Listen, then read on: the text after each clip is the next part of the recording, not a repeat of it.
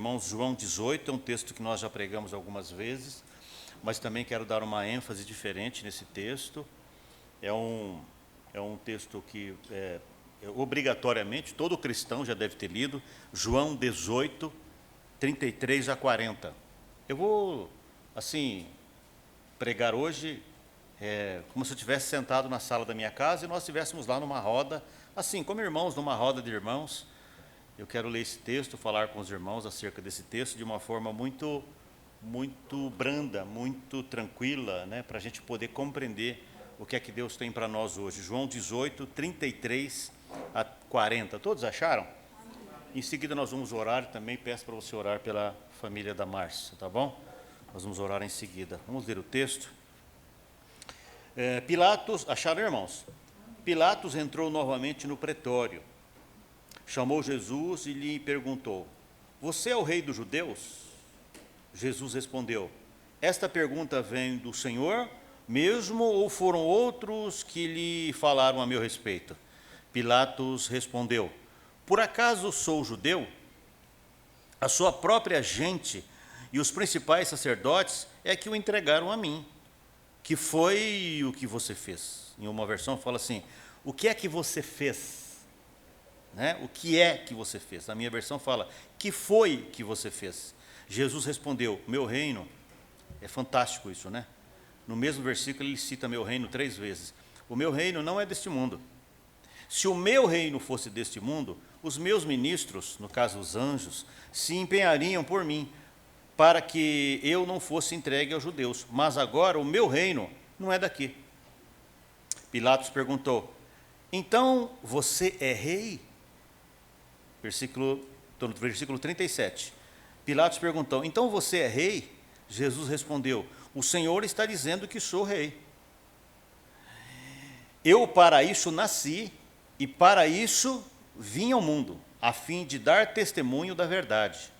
Todo aquele, tem uma ênfase aqui, viu, irmãos? Presta bem atenção nisso aqui. Todo aquele que é da verdade, ouve a minha voz. Todo aquele que é da verdade, ouve a minha voz. Pilatos perguntou: o que é verdade? Depois de dizer isso, Pilatos voltou aos judeus e lhes disse: eu não acho nele crime algum, mas é costume entre vocês que eu solte alguém por ocasião da Páscoa. Vocês querem que eu lhe solte o rei dos judeus? Então gritaram novamente: não este, ou este não, mas Barrabás. Ora, Barrabás era salteador. Vamos orar. Senhor, obrigado por tua palavra bendita, gloriosa e excelsa. Obrigado, Deus, por estarmos na tua casa. Senhor, muito obrigado pelos irmãos que retornaram de viagem. Obrigado, Senhor, que o Senhor tem cuidado daqueles que ainda estão. Que o Senhor os abençoe em tudo que eles precisarem. Senhor, fale conosco. Deus, a tua palavra está posta, os desafios, Senhor, também estão postos diante de nós, e nós precisamos que o Senhor nos ajude e nos oriente, Senhor. Revele a tua verdade, revele, Senhor, a tua vontade, Senhor, e nos abençoa com a tua boa mão, Senhor. Nós rogamos, ó Deus, pela família da Márcia, pedimos que o Senhor abençoe os familiares, console, Senhor. Rogamos também pelo Rubinho, pela Verinha, que o Senhor possa abençoá-los, ó Deus, nesse momento difícil também, com a saúde do Rubinho. Peço-te que o Senhor os abençoe.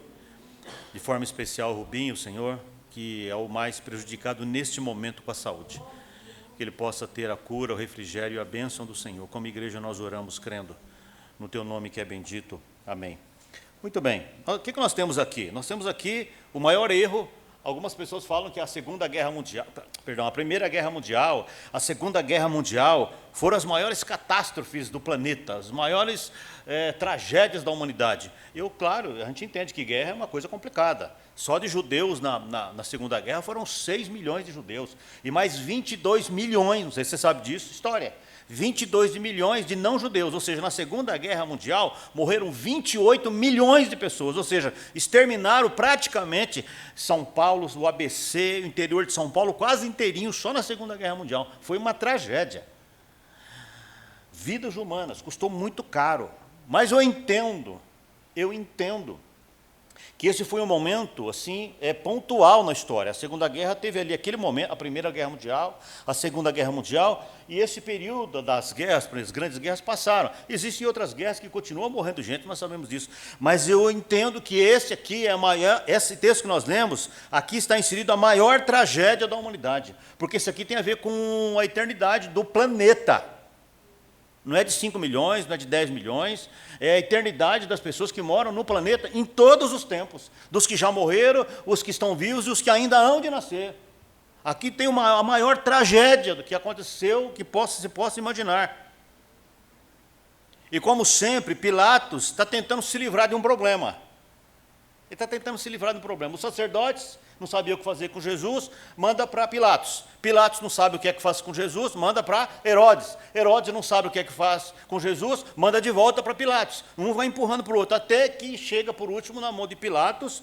E esse texto, irmãos, precisa ser visto e revisto constantemente, porque aqui tem um embate dos 3 reinos, que nós já pregamos aqui, já falamos aqui. Nós temos o reino de Deus aqui, na pessoa de Jesus. Ele disse no texto, nós demos uma ênfase: o meu reino não é deste mundo. Então tem um reino de Deus ali, na pessoa de Jesus. Nós temos ali o reino dos homens manifestado nos políticos, que normalmente os políticos não sabem o que fazer com Jesus, por mais que eles tentem, por mais que eles dizem que são, que gostam, que servem e tal, por mais eles não sabem o que fazer com Jesus. O mundo político, independente de ideologia, não sabe muito o que fazer com Jesus. E aqui tem o reino das trevas. O reino das trevas é visto onde? Revisto onde? Nas intenções, nas falas, no que está acontecendo ali. A gente percebe que tem ali um embate dos 3 reinos. Só que, pastor, então quer dizer que o reino de Deus atrita com o reino das trevas, e quando ganha, quando perde, não se preocupe com isso, porque Jesus, mesmo ali naquela condição de calado, sendo vitimizado, ele está sob o controle. Tudo está sob o controle dele. Pilatos se enganou, achou que ele estava no controle, os religiosos, o povo, não, a gente faz o que quer com ele, a gente decide. Não. Quem está no controle ali é Jesus. O reino de Deus nunca deixou de perder o controle. E a gente precisa olhar para esse texto, então, e prestar atenção em algumas falas, né? Tem algumas realidades em jogo aqui. E um dos nossos focos, né, uma das minhas, né, ênfases que eu quero dar com os irmãos, é que essa questão da verdade. Jesus fala assim, ó, todo aquele que é da verdade, é intrigante isso. Todo aquele que é da verdade, ouve a minha voz. Existe uma discussão no meio teológico, nós não vamos falar sobre isso, por favor, que existe aquela questão de ser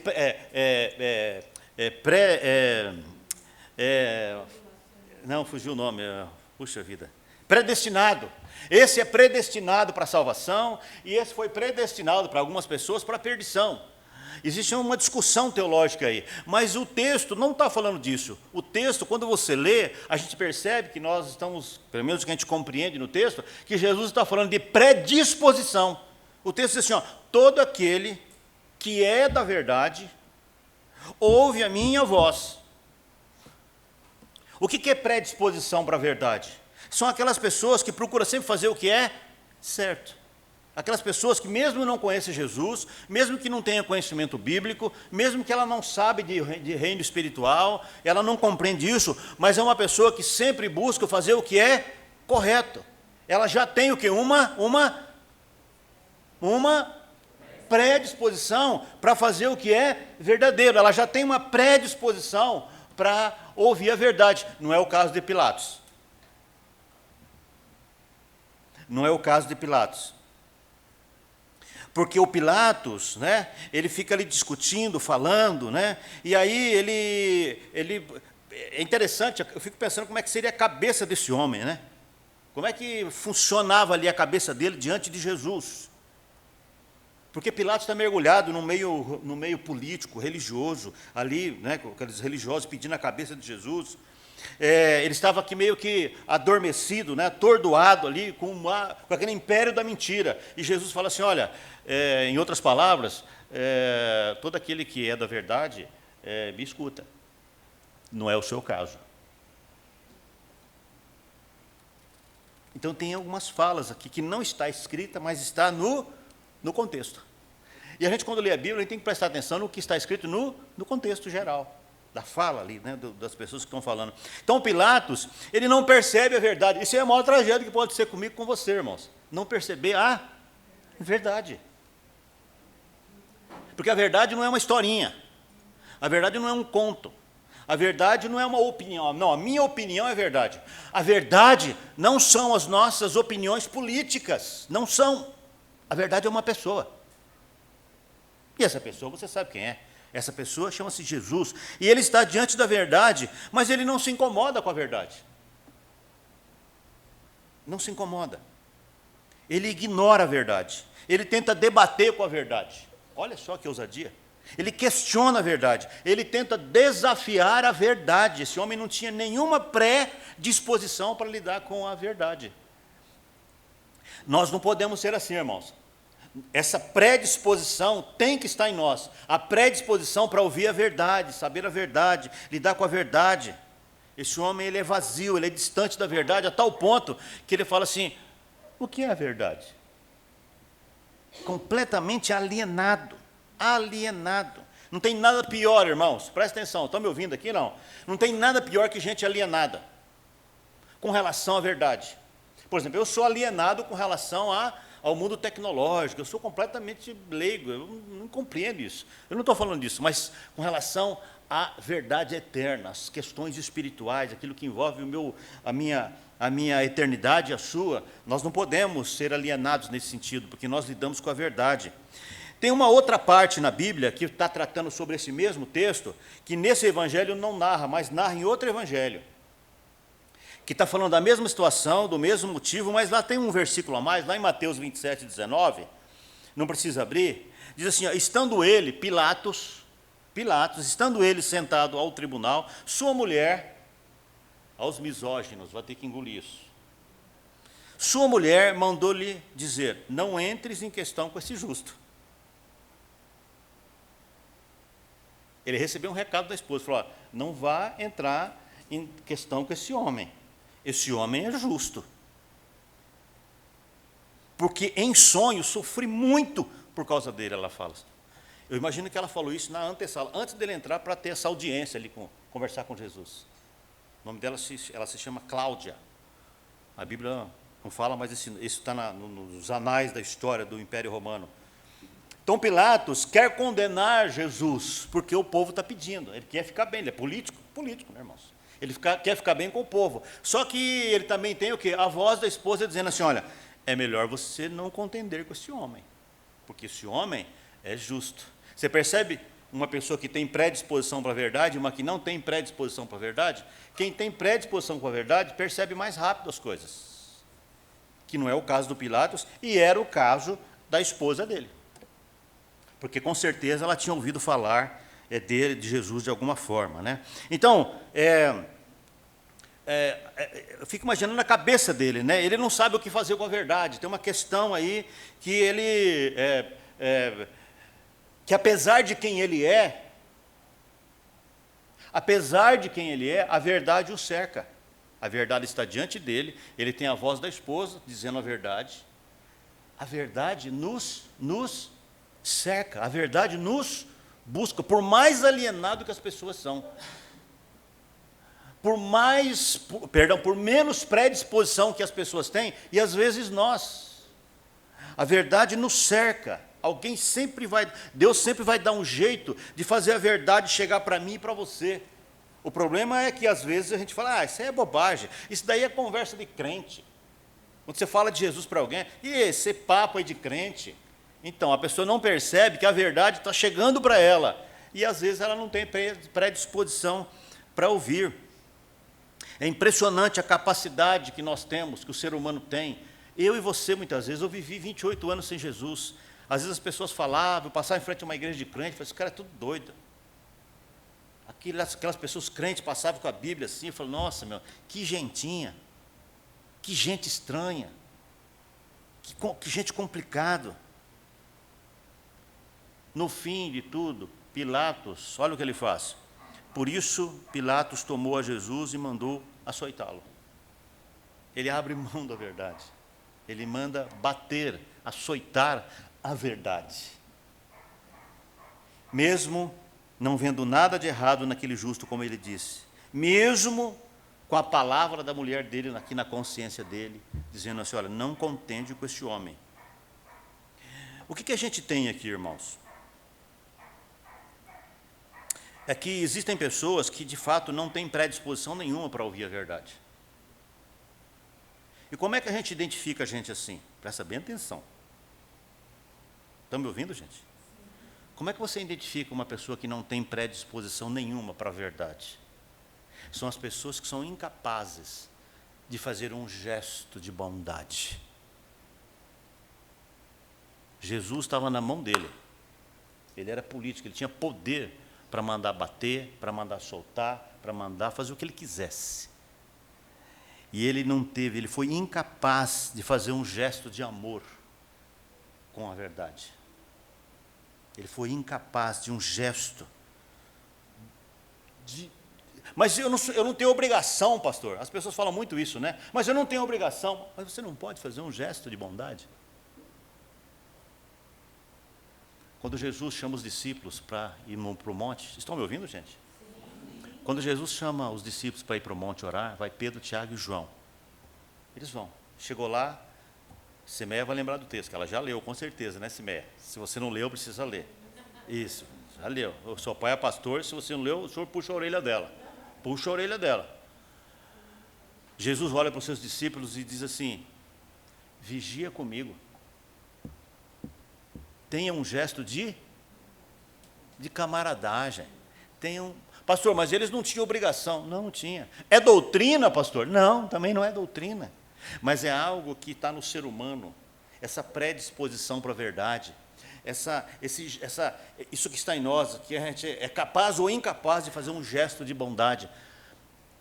Deus pede isso para mim e para você. Gestos de bondade. Gestos de amor. Sim, pastor, mas a Bíblia não me obriga. E se eu não fizer pecado, então, a pessoa que pensa assim, não tem predisposição para a verdade. Não tem, irmãos.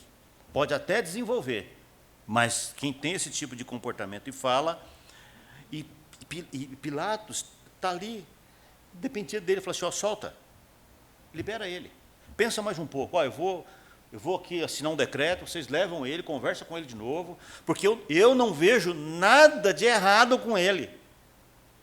E ele está com a voz da mulher dele na cabeça, olha, não se meta com esse justo. Mas político, vê o povo falando, crucifica. O poder religioso dizendo assim, não, mata, nós queremos Barrabás. Ele quer ficar bem com o povo, precisa de votos. Claro, evidentemente. Evidentemente.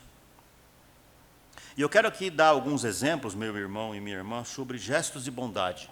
Gente que fez coisas e não tinha obrigação nenhuma. E se eles não fizessem, eles não teriam feito nada de errado. Oscar Schindler. Quem já leu? Quem já viu o filme A Lista de Schindler? Se você não viu esse filme, está em pecado. Você tem que assistir esse filme. A Lista de Schindler. Era um empresário, na época da Segunda Guerra Mundial. O que ele fez para poupar? Ele não tinha obrigação nenhuma. Alemão. Ele tinha uma empresa enorme e ele começou a empregar o quê? Empregar os judeus. Para que esses judeus ficassem na empresa dele trabalhando e fossem o quê? Poupados do extermínio. Que obrigação ele tinha para fazer? Nenhuma. Porque ele era alemão. Alemão, naquela época, não gostava de judeu. Estavam completamente ideologizados. A lavagem cerebral feita contra os judeus. Judeu não presta, mata. E ele começa a empregar judeus na sua empresa para poupar esses homens. Foram centenas de milhares de pessoas que esse homem salvou. Oscar Schindler, assista esse filme. Gente que teve gesto de nobreza, gesto de bondade, gesto de amor. Gente assim tem predisposição para ouvir o Evangelho e reconhecer que Jesus é a verdade. Estou dando um exemplo. O senhor Nicholas Wilton, ele é da Tchecoslováquia, na época da Segunda Guerra também. Ele deu um jeito lá de abrir um buraco na fronteira, e ele salvou 669 crianças judias que estavam indo já a caminho do extermínio. Que obrigação ele tinha? Nenhuma. Ele arriscou o pescoço para salvar essas crianças. Tem um videozinho que aparece aí, tem um auditório, não sei se você já viu, uma hora vai aparecer para você. Ele está sentado na primeira fila, essa festa foi feita para ele, ele não sabia, colocaram ele na primeira fileira, e aí começaram a fazer uma festa lá, ele não estava entendendo absolutamente nada, aí levantou aquela plateia inteirinha, eram filhos e netos dessas crianças aqui que ele salvou. Filhos, netos, bisnetos dessa gente. Ele salvou uma geração, um monte de gente, por causa de um gesto nobre, de bondade, de amor, que Pilatos não teve. Deve estar ardendo no inferno esse infeliz. Merecidamente. Gesto de bondade. Desculpa, agora eu vou falar de uma pessoa que... Não sou eu não, tá bom? Fiz assim, mas não sou eu não. Meu avô, o senhor Francisco Zanetti. Eu tenho o nome dele. Chique, né, irmãos? Chique. O senhor Francisco Zanetti, meu avô, quando eu tinha lá uns 5, 6 anos, 7 anos, 8 anos, que eu ia passar as férias na casa dele, meu avô era poceiro. Quem sabe o que é poceiro? É aquele homem que trabalha no rude, que trabalha na roça, assim, todo queimado do sol, a semana inteira, de segunda a sexta, e no sábado, ele abria poços para muitas pessoas, famílias carentes, e algumas delas de graça, para elas poderem ter água, para sair água, e algumas para ter banheiro, porque os banheiros, você sabe como é que era antigamente. E uma desses poços que ele abriu, enorme, fundo, e esse era para tirar água. Uma senhora, a mãe do Raimundo Chagas, onde nós casamos, do cartório lá da Moca, a mãe dele, dona Natália, se não me falha a memória, o nome dela, ela tinha algum problema mental mesmo naquela época, ela caiu nesse poço. Isso já era noitinha. E quem é que entra? Quem é que vai? Quem é o louco para entrar num negócio daquele lá? Ninguém, não. Eu não vou, eu não consigo. A própria família falou, não, eu não consigo, não dá. Chama o seu Francisco, o Chico Poceiro. Meu avô foi lá, pegou lá uma meia dúzia de homens, deu a corda na mão deles, amarrou na cintura aqui, desceu o poço. Entrou no buraco e foram descendo meu avô com uma lamparina na mão. Desceram. Pode puxar. Aí puxou. Achavam que ele estava vindo primeiro. Não, era a mulher que estava amarrada na corda primeiro. Ele tirou a mulher de lá, e desceram a corda de novo, puxaram meu avô de novo para cima. Gesto de bondade, não tinha obrigação nenhuma. E eu tenho uma honra de carregar o nome desse homem. Tenho uma honra. Isso é uma honra. Eu só não gosto muito do nome José, que é meio esquisito, tá? Mas Francisco Zanetti, eu tenho orgulho desse nome. Né? E, inclusive, a prefeitura lá de Arco-Íris, é uma mega metrópole. Uma metrópole, tem 2.000 habitantes. A cidade, você está dando uma risada, se você for lá, você fica assim, maravilhada com o tamanho da cidade. Tem 2.000 habitantes a cidade. Tem 1.000 na cidade e 1.000 nas fazendas. Quando eu nasci já tinha, acho que 1.000. Multiplicou, tem 2.000 hoje. Então, assim, uma metrópole, entendeu? E minha mãe tem amizade lá com o pessoal, vai lá até hoje, enfim, minha irmã faleceu, foi enterrada lá e tal, esse negócio todo, e minha mãe conhece algumas pessoas desde criança. E o prefeito da cidade, inclusive foi no velório da minha irmã, eles estão lá colocando o nome do meu avô numa rua, num bairro novo da cidade. Rua Francisco Zanetti. Então, assim, é gente que não tinha obrigação nenhuma. Eu dei esses exemplos aqui, porque você tem que ser assim, irmãos. Nós, crentes, temos que ser assim. Nós temos que ter gestos. Pastor, mas eu não tenho obrigação. Está na Bíblia? É doutrina? Não, é mais do que isso. Mais do que isso.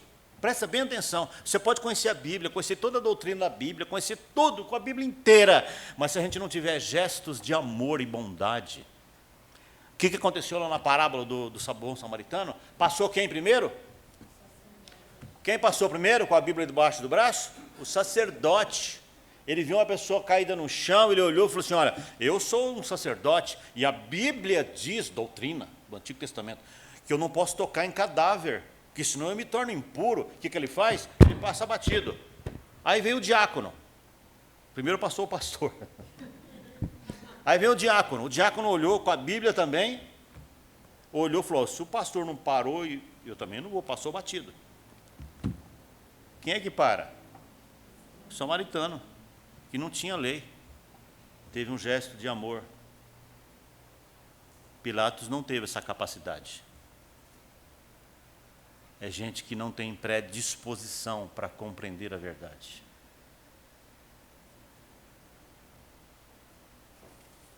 Eu fico pensando, né, que às vezes a gente pode fazer algo a mais, né? Um pouquinho a mais. Jesus fala sobre isso também. Ele fala assim: se a vossa justiça, a dos fariseus, dos homens, dos discípulos que estavam ali com ele, se a vossa justiça não o quê?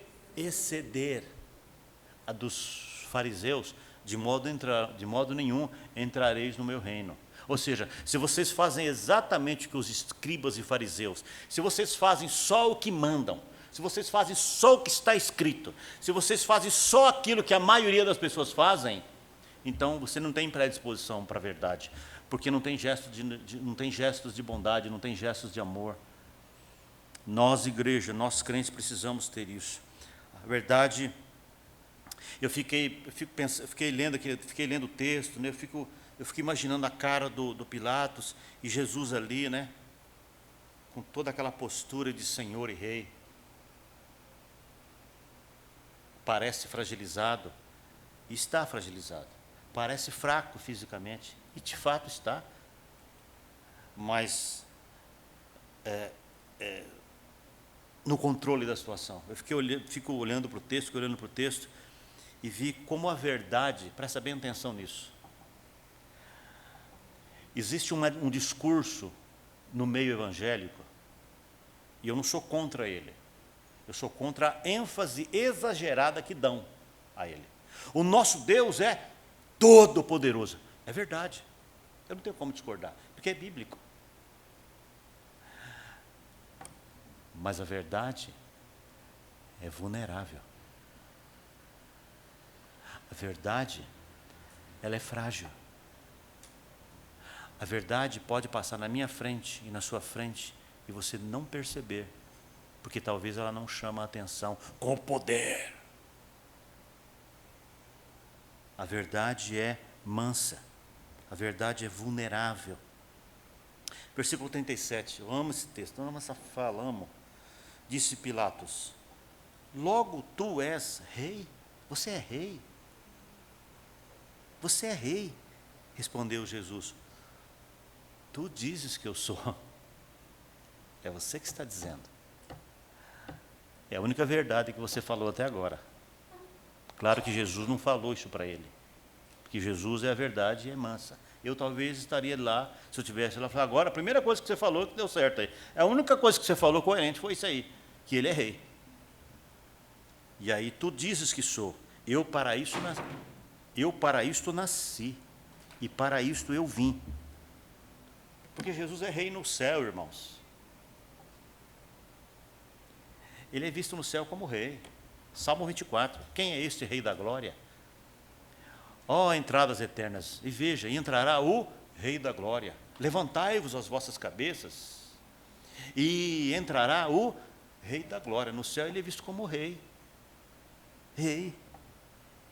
Eu gosto dessas falas, né? Tu és rei.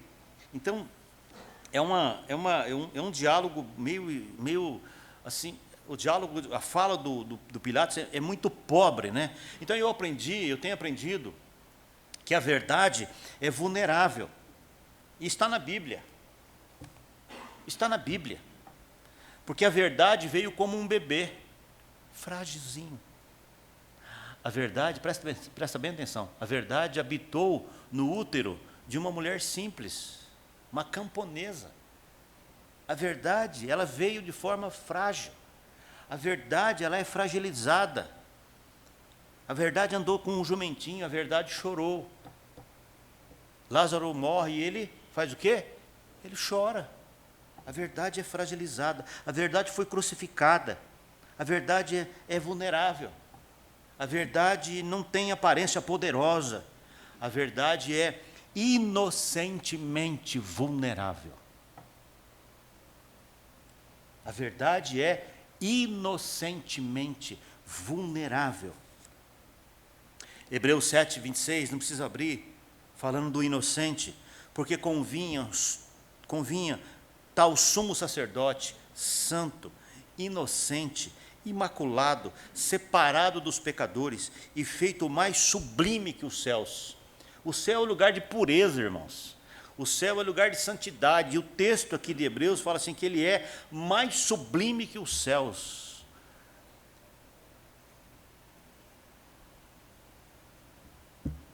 Judas Iscariotes, depois que traz Jesus, qual foi a fala dele? A única fala coerente que ele teve na vida. Primeira e última e acabou ali. Trair sangue inocente. Você lida com o inocente, presta bem atenção nisso. E é para você ficar constrangido, para mim também ficar constrangido. O seu Deus é inocente. Ele não é só Salvador, Mestre, Senhor, Deus. Nós lidamos com Jesus inocente. Isso é para constranger você, e a mim também. A nossa espiritualidade foi construída, deve ser construída, em cima da obra e da vida de um inocente. Acho que vocês não compreenderam. Um inocente foi sangrado no seu lugar. Inocente, puro, imaculado, fragilizado, espancado, crucificado, um inocente. É que a gente gosta daquele linguajar, de novo, não tenho nada contra, um Deus poderoso, que move, é verdade, quando Ele quer, Ele faz mesmo. Mas quando o Cordeiro se apresenta, a gente enxerga um inocente. 2 Coríntios 5, 21, já estou concluindo. Que essa mensagem não é tão popular, mas ela é necessária. 2 Coríntios 5, 21 diz assim: aquele que não conheceu o pecado, o fez pecado por nós, para que nele fôssemos feitos justiça de Deus. O que a gente tem aqui? O que a gente tem aqui? O inocente, nós chamamos isso, na teologia, nós chamamos isso de obra substitutiva. O inocente transfere a sua inocência para mim, e eu pego meus pecados e jogo em cima dele. E agora, pastor, ele está com um monte de pecado nele, então ele tem que ser sacrificado. Ele vai para a cruz e ele é sacrificado. Ou seja, ele foi no meu lugar, no seu lugar. Ele se fez pecado, pagou a minha conta.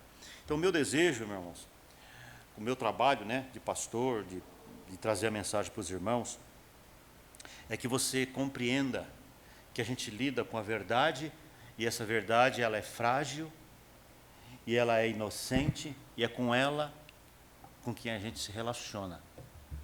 É com ela que a gente vive. Todo aquele que é da verdade ouve a minha voz. Meu desejo é que você compreenda isso, que você tenha predisposição para a verdade, que a igreja tenha predisposição para a verdade, que nós todos tenhamos predisposição para a verdade, para conhecer o que é que Deus fez por nós. E eu quero agradecer a Deus pelo privilégio que tenho, de anunciar isso.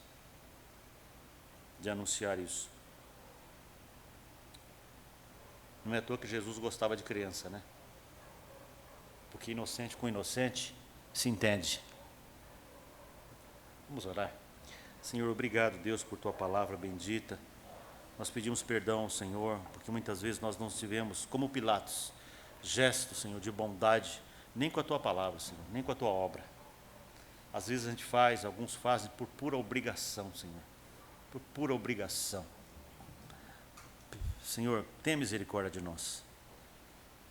Tenha misericórdia de nós, Senhor. Que nós tenhamos gestos como Oscar Schindler, como meu avô também teve com relação àquela senhora. Não tinha obrigação nenhuma, mas fez. Pilatos podia ter feito e não fez. Que a igreja do Senhor não seja assim, Senhor. Que nós não sejamos assim, Senhor. Que nós tenhamos a compreensão da verdade. Porque nós temos, sim, Senhor, nós conhecemos a verdade. Nós sabemos que o Senhor é a verdade. Mas na caminhada, Senhor, a gente parece que vai abrindo mão disso. A gente vai começando a se achar, a gente consegue alguma coisinha na vida, a gente vai abrindo mão disso, Senhor. E nós te rogamos para que o Teu Espírito Santo, Senhor, nos lembre sempre que um inocente foi sacrificado no meu lugar. Um inocente foi e pagou a minha conta. Em troca disso, Ele leva os meus pecados por tão pouco, Senhor, por tão pouco, Senhor. Eu não faria nem metade disso. E Ele, por amor, faz toda essa obra de redenção. Obrigado pela obra substitutiva, Senhor. Rogamos para que esta igreja compreenda a verdade que é o Senhor, o que o Senhor tem para nós, como igreja, individualmente, o que é que o Senhor tem para nós, Senhor. No nome de Jesus, recebe, Senhor, o nosso pecado sobre o Senhor. Nós confessamos o nosso pecado, do que somos, do que fizemos, e colocamos diante do Senhor, e pedimos-te, Senhor, que o Senhor nos abençoe, nos perdoe, Senhor. Muito obrigado, Senhor, porque o Senhor pagou essa conta de pecado, e nós estamos livres, Senhor. Por isso nós temos essa predisposição para a verdade, para ouvir a verdade, para compreender a verdade, não refutar a verdade, Senhor. Nós queremos te servir, porque sabemos que o Senhor é a verdade. No nome de Jesus, Pai, livra-nos do comportamento maldito, Senhor, que teve no coração de Pilatos, do comportamento desse homem que, diante da verdade, tendo a consciência, Senhor, sabendo que o Senhor era justo, mesmo assim, ele o entrega e faz o que nunca, jamais deveria ter feito. Muito obrigado, Jesus. Muito obrigado por compreendermos este milagre de salvação. No Teu nome que é bendito. Amém. Deus abençoe.